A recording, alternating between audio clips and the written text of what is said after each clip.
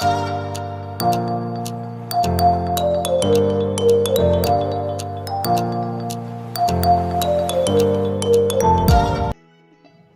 selamat pagi. Namo Sang Hyang Adi Budaya, Namo Buddhaya. Bertemu lagi bersama saya Mega Julianti. Pada kali ini kita akan membahas materi mengenai 4 kebenaran mulia. Namun sebelum kita masuk ke materi, baiknya kita berdoa terlebih dahulu ya. Mari kita berdoa bersama-sama. Arahang sama sang Buddho Bhagawa, Budang Bhagawantang Abiwademi, Swakato Bhagawata Dhammo, Dhammang Namasami, Supatipano Bhagavato Sawaka Sanggo, Sanghang Namami. Sabe sata bantu sugitata, semoga semua makhluk hidup berbahagia. Sadu, sadu, sadu. Ke materi mengenai 4 kebenaran mulia. Bahasa palinya itu adalah Cattari Arya Sacani. Apa sih 4 kebenaran mulia itu? Ada yang tahu? Ya, 4 kebenaran mulia adalah ajaran Buddha yang pertama kali disampaikan kepada 5 orang pertapa. Ajaran ini disampaikan dalam khotbahnya yang disebut dengan Dhammacakkappavattana Sutta, yang bertempat di Taman Rusa Isipatana, Kota Banares. 4 kebenaran ini merupakan ajaran pokok Buddha, di mana kebenaran-kebenaran yang dijelaskan Buddha dalam 4 kebenaran mulia adalah kebenaran yang terjadi dan dialami oleh setiap orang dan bahkan setiap makhluk hidup. Nah, Sang Buddha membabarkan ini tepat pada bulan Asada atau pemutaran roda Dhamma yang pertama yang disebut tadi dengan Dhammacakkappavattana Sutta.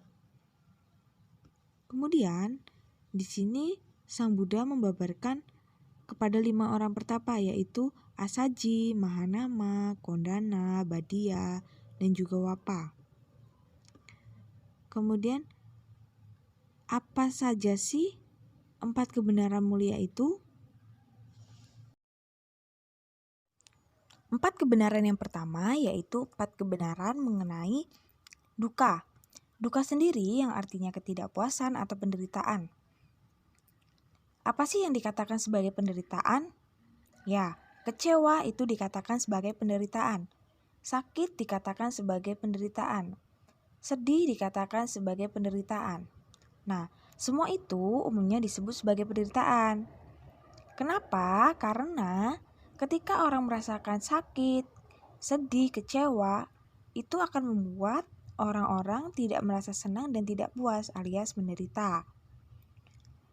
Nah, tanpa kita sadari juga bahwa dukkha itu ada bersama kita dan juga ada di sekeliling kita dan akan terjadi kapan saja. Dukkha sendiri dikelompokkan menjadi 2, yaitu dukkha jasmani dan kedua dukkha batin. Contohnya sendiri, dukkha jasmani adalah seperti kita sakit gigi, kita terluka. Itu merupakan dukkha jasmani karena jasmani kita yang merasakannya. Sedangkan dukkha batin adalah batin kita yang merasakan, seperti kita sedih, kita kecewa, kita menangis, itu batin kita yang merasakan. Nah, itu yang dikatakan sebagai dukkha batin.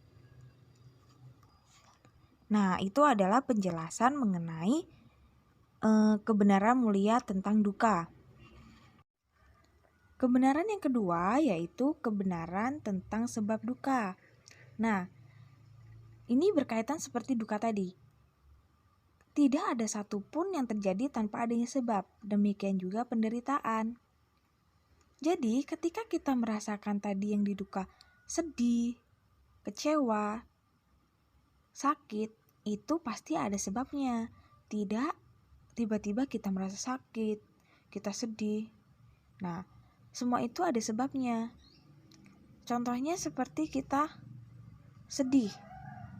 Kenapa sebabnya kita sedih? Bisa disebabkan karena kita terjatuh, kita dimarahi. Itu yang bisa menyebabkan dia menangis. Contohnya lagi, kita sakit gigi. Apa yang menyebabkan kita sakit gigi? bisa disebabkan karena kita jarang gosok gigi, kita minum yang manis-manis, makan coklat, itu bisa menyebabkan sakit gigi. Nah, itu adalah salah satu contoh mengenai sebab duka. Jadi dikatakan bahwa ketika kita mengalami penderitaan, duka, pasti itu ada sebabnya, yaitu sebab duka yang dikatakan sebagai sebab duka. Kebenaran yang ketiga yaitu kebenaran mulia tentang terhentinya duka. Terhentinya duka terjadi ketika munculnya kebahagiaan. Buddha mengajarkan juga bahwa setiap orang bisa bahagia. Lalu apakah kita ingin hidup bahagia? Tentu kita ingin menginginkan hidup yang bahagia. Akan tetapi perlu diingat, apakah bahagia itu? Secara umum orang merasa bahagia ketika keinginannya terpenuhi. Terpenuhinya keinginan memang akan membuat seseorang menjadi senang dan juga bahagia. Akan tetapi, ketika kita memiliki keinginan yang berlebihan, akan menyebabkan penderitaan. Contohnya, kita menginginkan merayakan ulang tahun bersama orang yang kita cintai. Ketika kita memiliki keinginan yang berlebih, itu akan menyebabkan penderitaan bagi kita. Nah, terhentinya duka sendiri apabila tercapainya nibbana. Karena kebahagiaan tertinggi dalam agama Buddha dinamakan nibbana. Tetapi, sebelum kebahagiaan tertinggi kita raih, kita juga bisa meraih kebahagiaan yang lain. Dalam kitab suci Anguttara Nikaya sendiri, Buddha menjelaskan, ada 4 kebahagiaan yang bisa diraih, yaitu bahagia karena memiliki kekayaan, bisa menikmati kekayaannya, tidak memiliki hutang, dan memiliki perilaku yang baik.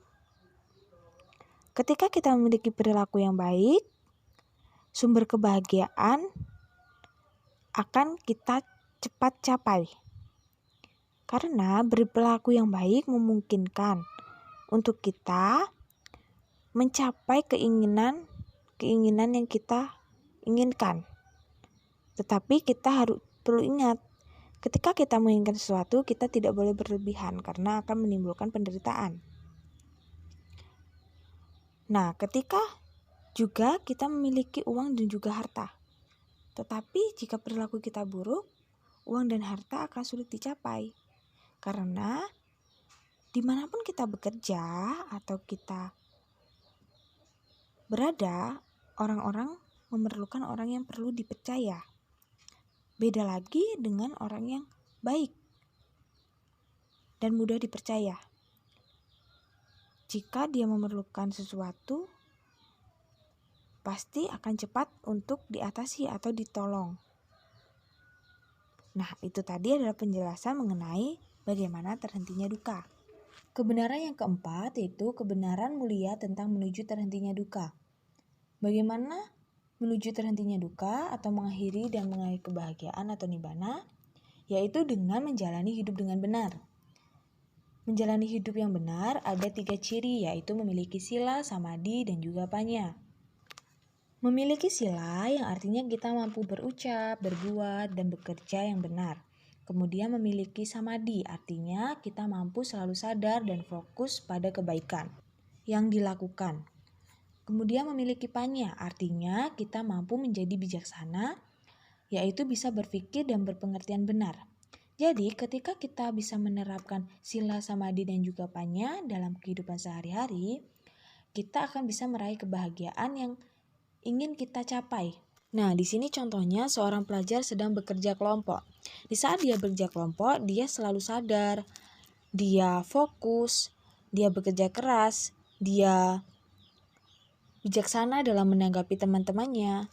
Nah, di situ ketika dia melakukan hal-hal tersebut, dia akan mencapai apa yang dia inginkan.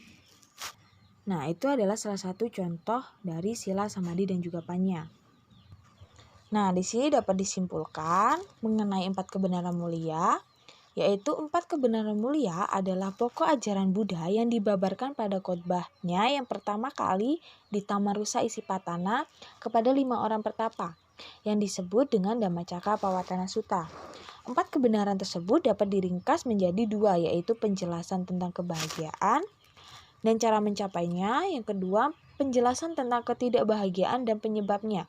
Manusia bisa berbahagia jika hidup dijalani dengan benar, dengan melaksanakan jalan mulia berunsur 8. Manusia tidak bahagia selama hidupnya jika dia dikuasai dan menuruti keinginannya yang didasari dengan kebodohan. Itulah tadi penjabaran mengenai 4 kebenaran mulia atau Cattari Arya Sacani. Semoga penjabaran tadi dapat membantu anak-anak sekalian dalam belajar. Saya akhiri. Namo Saya Ngadi Budaya, Namo Buddhaya.